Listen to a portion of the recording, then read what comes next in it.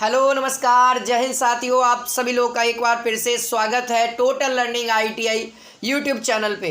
तो दोस्तों आज हम लोग आईटीआई के लिए साइंस का महत्वपूर्ण बार बार पूछे गए प्रश्न को करने वाले हैं। ये सभी जितने प्रश्न करवाए जा रहे हैं हमारे यूट्यूब चैनल पे, ये सभी प्रश्न आपके एग्जाम में पूछे जा चुके हैं। दोस्तों इन सभी क्वेश्चंस को बहुत ही अच्छे तरीके से पढ़ना है, समझना है, तभी जाकर के आपको आगे के जो एग्ज़ाम आने वाले हैं 2023 का, उसमें आपका अच्छा खासा सिलेक्शन होगा। और दोस्तों केवल यही नहीं पढ़ना है, आपको पूरा थ्योरी भी पढ़ना है, क्वेश्चन पेपर भी लगाने हैं, है ना।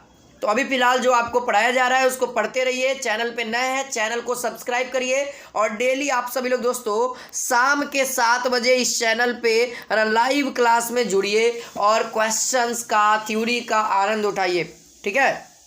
तो शेयर करिएगा वीडियोस को, और टेलीग्राम चैनल है हमारा, है ना, टोटल लर्निंग, है ना। तो वहाँ से आपको जुड़ जाना है, आपको प्रत्येक क्लास का नोटिफिकेशन, प्रत्येक क्लास का पीडीएफ, सारा चीज़ आपको वहीं पे मिल जाएगा, ठीक है। यहाँ पे देखिए दोस्तों साइंस का, है ना, 25 तक हम लोगों ने कर लिया था। आगे करेंगे किसी घोल का पीएच मान क्या होगा यदि उसमें से H+ आयन का संग्रह 0.01 m होना चाहिए, है ना, 0.01 m हो तब।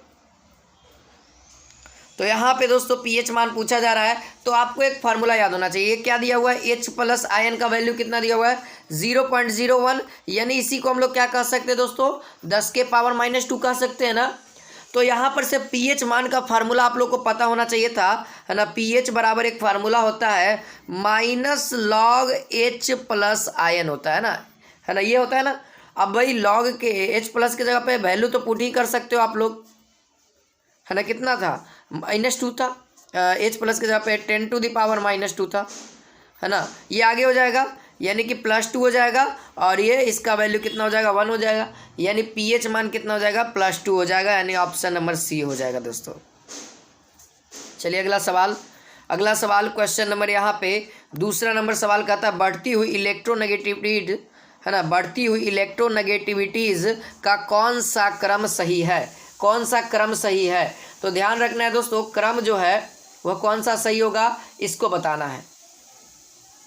तो देखिए दोस्तों इसका आंसर आप सभी लोग मिला लेंगे, ठीक है। इसका जो आंसर होगा वो ऑप्शन नंबर ए, पहले सिलिकॉन होगा बढ़ता क्रम में, यानी कि सबसे पहले कम। तो सिलिकॉन का 1.9 होता है, फिर उसके बाद फास्फोरस का 2.19 होता है, फिर उसके बाद आता है कार्बन दोस्तों जिसका 2.55 होता है, और फिर उसके बाद आता है नाइट्रोजन सबसे अधिक होता है जिसका होता है 3.04 ऑप्शन के अकॉर्डिंग, यानी ऑप्शन नंबर ए सही होगा आप सभी का, ठीक है। अगला सवाल है दोस्तों किसका परिष्करण सिल्वर ग्लास से होता है, किसका परिष्करण सिल्वर ग्लास से होता है। तो याद रहे दोस्तों सिल्वर ग्लास का पहले सूत्र क्या होता है, तो सिल्वर ग्लास का होता है Ag2S होता है। इसका दोस्तों Ag का यहाँ पे परिष्करण होता है, याद रखना है, ठीक है। चलिए अगला सवाल है क्वेश्चन नंबर यहाँ पे 4 कहता है मुद्दू साबुन लवण होता है। मुद्दू साबुन किसका लवण होता है, कैल्शियम, है ना, वो फास्फोरस था ना, यहाँ का क्या पोटेशियम हो जाएगा, ये सोडियम हो जाएगा, और ये लिथियम हो जाएगा। ये हमारा क्या था दोस्तों, ये किधर गया पीछे, हाँ ये हमारा क्या था फास्फोरस था। चलिए भाई आंसर देखते हैं दोस्तों। यहाँ पे मुद्दू साबुन का लवण क्या होता है दोस्तों, तो याद रखिएगा मुद्दू साबुन का जो लवण होता है वो कैसा होता है, हाँ जी। तो इसका आंसर आप सब लोग ध्यान में रखेंगे, इसमें क्या होता है दोस्तों पोटेशियम पाया जाता है, KOH, है ना, KOH होता है, ठीक है, ध्यान रखना है, जो कि लवण के रूप में होता है। अगला सवाल है क्वेश्चन नंबर 5 कहता है HCHO में कार्बन यानी कि C की ऑक्सीडेशन संख्या कितनी है। तो कार्बन के ऑक्सीडेशन की संख्या कितनी है दोस्तों, तो यहाँ पे डायरेक्टली याद रखिए 0 होता है। आप निकालना चाहो तो इसका हो जाएगा, है ना, X हो जाएगा, कार्बन का निकालना है तो X रखेंगे, फिर 1 हो जाएगा। ऑक्सीजन का कितना होता है, ऑक्सीजन का ऑक्सीडेशन संख्या 2 होता है ना, ऑक्सीजन का ऑक्सीडेशन संख्या कितना होता है भाई, हाँ हाइड्रोजन का 1 हो गया, और यहाँ पे -2 हो जाएगा ऑक्सीडेशन, आई = 0, ठीक है। तो सो इसीलिए ये दोनों कैंसिल आउट हो गया, X की वैल्यू 0 आ गई, यहाँ पे ऑक्सीडेशन संख्या 0 हो गया। चलिए भाई ऑक्सीडेशन संख्या निकालने के लिए सीखिएगा। क्वेश्चन नंबर 6 कहता है CH4 में सिग्मा बंधन की संख्या कितनी होती है। तो सिग्मा बंधन की यानी सिंगल बॉन्ड कौन कौन सा होगा, तो हाइड्रोजन होता है ना यहाँ पे, यहाँ पे भी हाइड्रोजन होता है, यहाँ पे भी हाइड्रोजन होता है और यहाँ पे भी। तो ये भी सिग्मा, ये भी सिग्मा, ये भी सिग्मा और ये भी सिग्मा, है ना। तो कितना सिग्मा हो गया? 4 सिग्मा हो गया। तो यहाँ पे 4 सिग्मा बॉन्ड हो गया। अगला सवाल है क्वेश्चन नंबर यहाँ पे 7 कहता है कि यदि आवर्धन m बराबर +1.5 हो तब क्या रिस्ट्रिक्शन होगा, है ना। तब यहाँ पे क्या रिस्ट्रिक्शन होगा? तो ध्यान रहे दोस्तों, है ना, आवर्धन जब भी 1.5 के बराबर हो तो प्रतिबिंब का जो आकार होगा वस्तु के आकार से बड़ा होगा, है ना। यानी प्रतिबिंब का आकार वस्तु का आकार, ये ऑप्शन नंबर बी होगा। प्रतिबिंब का आकार बड़ा होगा, वस्तु के आकार की अपेक्षा जिधर मुंह खुला रहता है वो बड़ा होता है और वास्तविक प्रतिबिंब रहेगा। इसका बात का ध्यान रखना है, ठीक है। इस बात का एकदम हमेशा ध्यान रखना है ना। बहुत इंपॉर्टेंट चीज़ें हैं जिसको आपको समझते हुए चलना है। चलिए अगला सवाल है क्वेश्चन नंबर 8 कहता है नेत्र विशेषज्ञ द्वारा लेंस की शक्ति +2.5D बताई गई तो फोकस क्या होगा। तो अब यहाँ पे से दोस्तों, है ना, यहाँ पे सेंटीमीटर में है तो आप क्या करेंगे, फोकस का जो फार्मूला होता है वो 100/P होता है। तो आप P का वैल्यू पुट कर दो, जो आएगा वही आपका आंसर हो जाएगा। जब आप इसका वैल्यू पुट करिएगा तो P का वैल्यू कितना हो जाएगा, यहाँ पर से P की वैल्यू जो है वह 2.5 हो जाएगी, है ना। यानी एक बार में, यानी 40 बार में ये कट जाएगा, आंसर हो जाएगा 40 सेंटीमीटर। अब बट लेकिन 40 सेंटीमीटर होगा फोकस दूरी, है ना। 2 जगह है, ये देखिए ऑप्शन नंबर बी और सी। लेकिन अवतल होगा या उत्तल होगा, तो अब ये नेगेटिव प्लस और माइनस बताएगा तो धनात्मक है। तो इसीलिए दोस्तों हमारा जो करेक्ट आंसर होगा वह क्या होगा, उत्तल लेंस होगा। यहाँ पे देख सकते हो धनात्मक शक्ति है ना, तो इसीलिए हमारा क्या हो जाएगा, उत्तल लेंस। अगर ऋणात्मक होता तो अवतल लेंस होता। अगला सवाल है दोस्तों कि विद्युत फ्यूज आधारित होता है। विद्युत फ्यूज किस पे आधारित होता है? तो याद रखना है, विद्युत फ्यूज दोस्तों विद्युत धारा के ऊष्मीय प्रभाव पर आधारित होता है, ठीक है। विद्युत धारा के ऊष्मीय प्रभाव पर होता है। अगला सवाल है क्वेश्चन नंबर यहाँ पे 10 कहता है कि जल में आंशिक रूप से डूबी हुई एक पेंसिल वायु और जल के अंतरा पृष्ठ पर प्रतिस्थापित प्रतीत होती है, यह किसके कारण होता है ना। तो यह किसके कारण होता है दोस्तों? तो आप सभी को पता होना चाहिए, यह जो है अपवर्तन के कारण होता है ना। अपवर्तन, है ना, जब कोई भी, है ना, कोई भी वस्तु एक अवस्था से दूसरे अवस्था में जाता है। देखो अभी जो वायु है वह विरल अवस्था है, पानी क्या है, सघन अवस्था है। विरल क्या होता है, जहाँ पे किसी भी वस्तु का पार्टिकल्स क्या है, दूर दूर होता है, और सघन जहाँ पे थोड़ा नज़दीक होता है दूसरे वाले की अपेक्षा में। तो वायु में तो भाई पार्टिकल्स बहुत दूर दूर होते हैं, जल में थोड़ा सा नज़दीक होते हैं वायु की अपेक्षा में, ठीक है। तो इस बात का याद है कि जब भी पानी को रखिएगा ना, पानी के अंदर पेंसिल डालिएगा तो देखिएगा कि वह तिरछा प्रतीत होता है। यही सवाल वही है, ठीक है। या सिक्का को रखा जाता है तो सिक्का ऊपर उठा हुआ दिखता है, ये भी अपवर्तन के कारण ही होता है, ठीक है।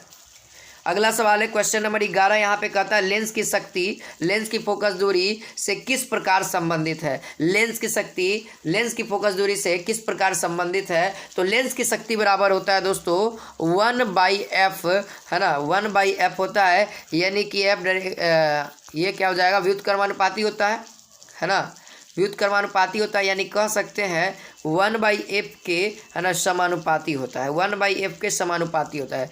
p डायरेक्टली प्रोपोर्शनल यानी समानुपाती होता है 1/f के। अगर इसको हम केवल f में बोलेंगे तो p व्युत्क्रमानुपाती होता है f के। अगर ऐसे बोलना है, केवल f बोलना है तो p व्युत्क्रमानुपाती होता है f। अगर बोलेंगे p समानुपाती होता है तो 1/f बोलेंगे, ठीक है। समानुपाती जब भी बोलेंगे तो 1/f बोलेंगे। अब व्युत्क्रमानुपाती का मतलब ही होता है 1/x समथिंग समथिंग, जो भी बोलना है। अगला सवाल है क्वेश्चन नंबर 12 कहता है कुरकुरे के पैकेट में रिक्त स्थान पर एक अक्रिय गैस भरी जाती है, यह उससे फिल इन द ब्लैंक से रोकने के लिए किया जाता है अपचयन, उपचयन अपचयन या अवक्षेपण।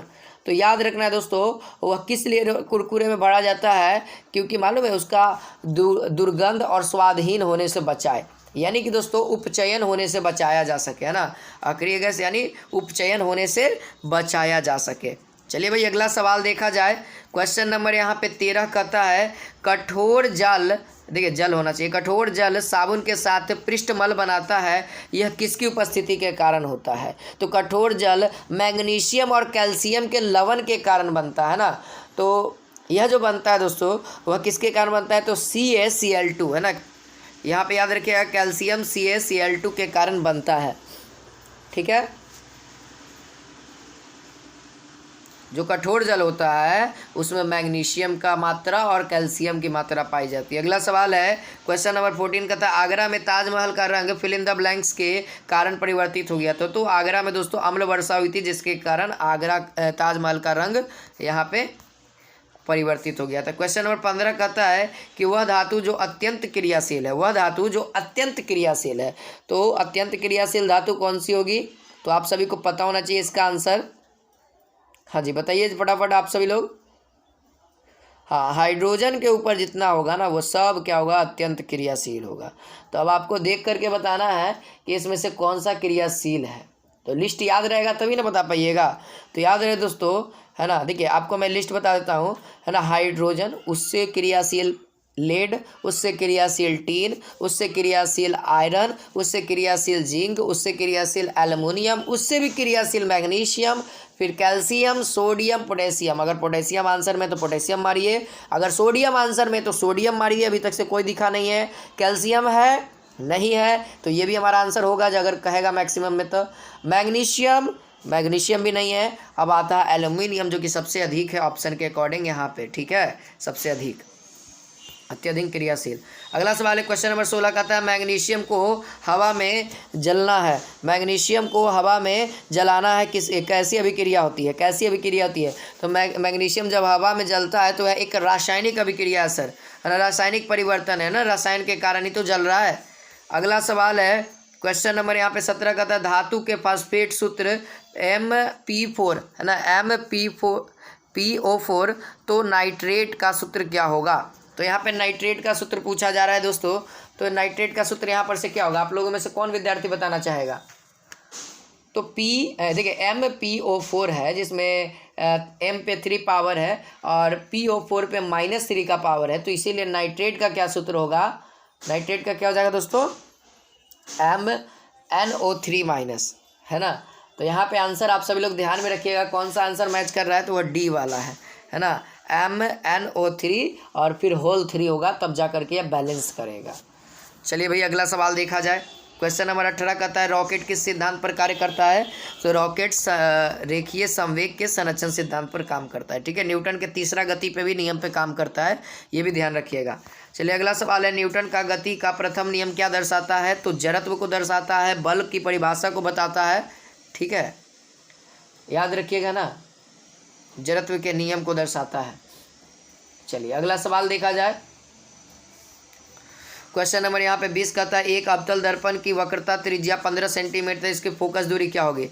देखिए वक्रता त्रिज्या दे दिया है ना, यानी R की वैल्यू दे दी गई है 15 सेंटीमीटर और आपको F की वैल्यू पूछी जा रही है। तो रिलेशन पता ही होगा, है ना, रिलेशन पता है ना जी। फोकस दूरी बराबर R/2 होता है ना। फोकस दूरी जो होता है वक्रता त्रिज्या का आधा होता है, तो 15 का आधा कितना हो जाएगा? 7.5। अब लेकिन अवतल दर्पण है तो क्या होगा? ऋणात्मक होगा, तो 7.5 यहाँ पे माइनस वाला हो जाएगा सेंटीमीटर में, ठीक है।